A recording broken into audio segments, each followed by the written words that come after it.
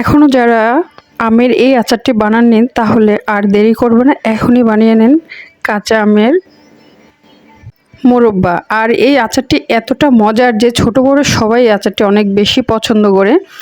তাই আমি অনেক সহজভাবে আপনাদেরকে আজকে এই কাঁচা আমের মোরব্বা রেসিপিটি দেখাবো। আর আমি এই আচারটি করব একটু মশলাযুক্ত মোরব্বা। তো মোরব্বা সাধারণত মিষ্টি হয়, এটা মিষ্টি হবে জাস্ট একটু মশলা দেব। তো অনেকে আছে এটাতে মশলা দেয় না। তো যাই হোক, চলে যাচ্ছি মূল রেসিপিতে। এই কাঁচা আমের মোরব্বা তৈরি করার জন্য এখানে আমি 1 কেজি আম নিয়ে নিয়েছি। আমগুলোকে প্রথমে আমি সুন্দর করে ধুয়ে নিয়েছি। যেহেতু বাজারের আম, কেনা আম, এর গায়ে কিন্তু অনেক ময়লা থাকে অনেক সময়, তাই আগে পরিষ্কার করে নিলে কিন্তু এটা ভালো হয়। তো যাই হোক, এখন একটি পিলারের সাহায্যে আমি প্রথমে একটি আম ছিলে কেটে আপনাদেরকে দেখাচ্ছি যে এটা আমি কিভাবে কেটে নিব।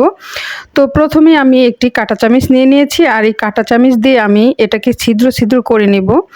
তো দেখতে পাচ্ছেন আমি এটাকে কিভাবে একটু খুঁচিয়ে নিচ্ছি। তো এভাবে নিলে কি হবে, যেহেতু মোরব্বাটা কিন্তু একটু মোটা টাইপের হয়, তো সেহেতু এইভাবে করে নিলে কিন্তু এটা তাড়াতাড়ি সেদ্ধ হবে, প্লাস হচ্ছে ভিতরে লবণ প্লাস হচ্ছে মিষ্টিটা ঢুকবে, তো এটা খেতে ভালো লাগবে। তো এটাকে এইভাবে খুঁচিয়ে নেওয়ার পরে এবার একটি চাকুর সাহায্যে এভাবে মাঝ বরাবর কেটে নিচ্ছি। তো এই আমটা হচ্ছে আটি হয়েছে, বাট আটিটা খুব বেশি শক্ত না, এভাবে ফালি করা যায়। আর যদি না যায় তাহলে শক্ত আটি হলে আপনারা 2 সাইড থেকে কেটে নেবেন। তো এইভাবে করে মাঝখান থেকে বিচিটা ফেলে তারপরে আমি একটি আমকে দেখেন আমি 4 ভাগ করে নিয়েছি। তো আপনারা চাইলে যদি একটু ছোট সাইজের আম হয় সেক্ষেত্রে কিন্তু 2 ভাগ করেও নিতে পারেন, বা এই আমটাও 2 ভাগ করে করা যাবে।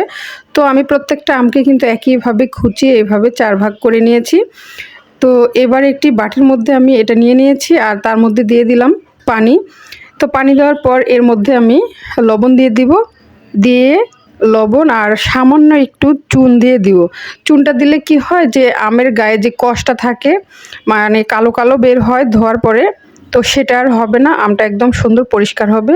তো লবণ আর চুন দিয়ে কিছুক্ষণ এটাকে আমি ভিজিয়ে রাখবো। তো আপনাদের হাতে সময় থাকলে 2-3 ঘন্টা রাখবেন, তো আমি কিন্তু 1 ঘন্টার মতো রেখেছিলাম। তো দেখেন আমের কষগুলো কিন্তু সব বের হয়ে গিয়েছে, আর চুনের পানিটা দেখেন যে ঘোলাটে হয়ে গিয়েছে। তো যাই হোক, এইবার আমি আমটাকে খুব সুন্দর করে ধুয়ে পরিষ্কার করে নিয়েছি, আর এর মধ্যে আমি দিয়ে দিয়েছি 1 কাপ চিনি। আমার এই আমটা আমি একটু খেয়ে দেখেছি যে আমটা তত টক না, একটু মিষ্টি মিষ্টি, তাই এখানে কিন্তু আমি 1 কাপ চিনি দিয়েছি। আর 1 কাপ সমান সমান 250 ml। তো আপনারা যদি টক আম হয় সেক্ষেত্রে কিন্তু এখানে 2 কাপ বা 1.5 কাপ চিনি দিয়ে দিবেন, কারণ আমের মোরব্বাটা সবসময় চিনি একটু বেশি লাগে, আর এটা খেতে মিষ্টি হয় যেহেতু একটু চিনিটা বেশি দিতে হয়। তো আমার আমটা কিন্তু একটু এটা যত সম্ভব কাঁচা মিঠা আম ছিল, তাই হচ্ছে আমি 1 কাপ চিনি দিয়েছি। তারপরে আচারটা আমি বানানোর পরে খেয়ে দেখেছি অনেক মিষ্টি হয়েছিল। তো আপনাদের আমটা যদি টক হয় অবশ্যই 2 কাপ বা 1.5 কাপ চিনি দিয়ে দিবেন, আপনারা যেমন খেতে পছন্দ করেন। তো এবার চিনি দিয়েও আমি কিছুক্ষণ রেখেছিলাম একটু পানি দিয়ে, জাস্ট 10-15 মিনিটের মতো। তারপর চিনি থেকে আর হচ্ছে আম থেকে পানিটা বের হওয়ার পরে এবার আমি এটা চুলার মধ্যে দিয়ে দিলাম।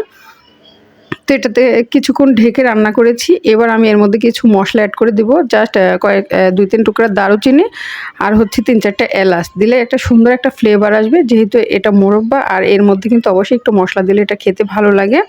তো কালার সুন্দর আসার জন্য আমি সামান্য একটু হলুদের গুঁড়ো দিয়ে দিয়েছি, দিয়ে এটাকে আরও কিছুক্ষণ আমি জাল করে নেব। আর এটাকে জাল করতে করতে যখন দেখা যাবে এটার উপরে একদম স্বচ্ছ ভাব চলে আসছে আর একদম সুন্দর সেদ্ধ হয়ে গিয়েছে, সিদ্ধ হবে বাট এটা কিন্তু ভেঙে যাবে না, তখন কিন্তু দেখা যাবে এটা প্রায় হয়ে গিয়েছে। তো দেখেন এবার কিন্তু আমটা একদম প্রায় স্বচ্ছ হয়ে গিয়েছে এবং খুব সুন্দরভাবে সেদ্ধ হয়ে গিয়েছে। তো পানিটাও প্রায় শুকিয়ে গিয়েছে। তো এই পর্যায়ে আমি এটাকে একটু চেক করে নিব যে এটা কেমন সেদ্ধ হয়েছে। তো দেখেন মাশাআল্লাহ খুব সুন্দর একদম সেদ্ধ হয়ে গিয়েছে। আর প্রথমেই কিন্তু লবণ দিতে যাবেন না, তাহলে কিন্তু দেখা যাবে আমটা বেশি সেদ্ধ হয়ে তারপর এটা গলে গিয়েছে। তো এক্ষেত্রে দেখা গেছে যে আমি চিনিটা একটু চেক করে নিলাম, শিরাটা আর কি এটা তার হয়েছে কিনা। তো এটার মধ্যে কিন্তু এখনও তার যুক্ত হয় না, তো এটাকে আরও কিছুক্ষণ জাল দিতে হবে। তো এই পর্যায়ে আমি একটু লবণ অ্যাড করে দিয়েছি, আর যেহেতু আমি ভেজানোর সময় লবণ দিয়েছিলাম সেহেতু এখানে আমি বুঝে শুনে একটু লবণ দিয়েছি, আপনারা অবশ্যই দিবেন। আর এখানে আমি অ্যাড করে দিলাম হচ্ছে আচারের মশলা। তো আমার এই চ্যানেলে আরও অনেক ভিডিও আছে যে আমি আচারের মশলাটা কিভাবে করি আমের আচারে, দেখে নেবেন। এখানে আমি হচ্ছে পাঁচফোড়ন, ধনিয়া আর শুকনো মরিচ দিয়ে দিচ্ছিলাম। তো সেটা দিয়ে আমি হচ্ছে এরকম করে মশলাটা করে নিয়েছি। আপনারা অবশ্যই এই মশলাটা দিবেন। আর অনেকে আছে যে মোরব্বাতে মশলা দেয় না, তো আমি কিন্তু একটু মশলা দিয়েছি। আর এটা মশলা দিলে কিন্তু খেতে বেশি ভালো লাগে। আপনারা অবশ্যই এভাবে একবার বানিয়ে খেয়ে দেখবেন। তো দেখেন এটা জাল করতে করতে কালারটা অনেকটা চেঞ্জ হয়ে গিয়েছে আর খুব সুন্দরভাবে এটা হয়ে গিয়েছে। তবে দেখেন একটা আমও কিন্তু গলে যায়নি, প্রত্যেকটা আম একদম গোটা গোটা আছে। তো এইভাবে করে আপনারা বানিয়ে খেয়ে দেখবেন, আপনাদেরও আশা করি ভালো লাগবে। আর এখানে কিন্তু আমি কোনো মরিচ দিইনি, যেহেতু আমি মশলার মধ্যে হালকা শুকনো মরিচ দিয়েছিলাম। তো সেক্ষেত্রে ওই মরিচটাতে এটা ঝাল হবে হালকা, কারণ এটা মিষ্টি আচার মোরব্বা, এটাতে খুব বেশি ঝাল দেওয়ার দরকার নেই। তো এটাকে কিছুক্ষণ জাল দিয়ে এভাবে শুকিয়ে নিয়েছি। এবার কিন্তু আমটা মোটামুটি একদম সুন্দর, একদম সফট শক্ত হয়ে গিয়েছে। তো এবার এটাকে আমি একটি সার্ভিং ডিশে আপনাদের সার্ভ করে দেখাচ্ছি যে এটা কতটা নাইস হয়েছে।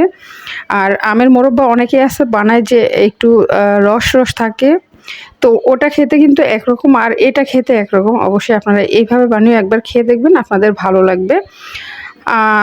আম কাঁচা আম ফোড়ানোর আগে আপনারা অবশ্যই এই আমের মোরব্বাটা বানাবেন। আর এটা কিন্তু ছোট বড় মুরব্বি সবাই এটা পছন্দ করবে, এটা অনেক মজা লাগে খেতে। তো উপর থেকে আমি আরও কিছুটা মশলা অ্যাড করে দিচ্ছি, এটা দেখতেও ভালো লাগছে আর এটা খেতেও অনেক বেশি ভালো লাগবে। আর এখানে তো তেল দেওয়ার ব্যাপার নেই, রোদে দেওয়ার কোনো ঝামেলা নেই, এটা এমনিতে কিন্তু সারা বছর আপনারা খেতে পারবেন। খুব এটা ফাঙ্গাস পড়বে না, কিচ্ছু হবে না। এখানে কিন্তু আমি কোনো ভিনেগারও অ্যাড করি না।